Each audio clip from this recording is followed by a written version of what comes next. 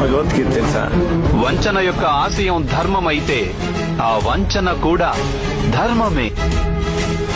పుట్టిన వానికి మరణము తప్పదు, మరణించిన వానికి జన్మము తప్పదు. నేనే సత్యాన్ని, జ్ఞానాన్ని, ధర్మాన్ని. నా అనుమతితోనే మీరు యుద్ధం చేస్తున్నారు, నా అనుమతితోనే మీరు జీవించి ఉన్నారు, నా అనుమతితోనే మీకు మృత్యువు ప్రాప్తిస్తుంది. ఏ కాలమున ధర్మమునకు హాని కలుగును, అధర్మము వృద్ధి నుండును. ఆయా సమయముల యందు శిష్ట రక్షణ, దుష్ట శిక్షణ, ధర్మ సంరక్షణముల కొరకు ప్రతి యుగమున అవతారము దాల్చుతున్నా. పొగ చేత అగ్ని, మురికి చేత అద్దము, మావి చేత శిశువు ఎట్లు కప్పబడును, అట్లు కామము చేత జ్ఞానము కప్పబడి. దుఃఖములు కలిగినప్పుడు దిగులు చెందని వాడు, సుఖములు కలిగినప్పుడు స్పృహ లేనివాడు, రాగము, భయము, క్రోధము పోయినవాడు స్థితప్రజ్ఞుడని చెప్పబడు.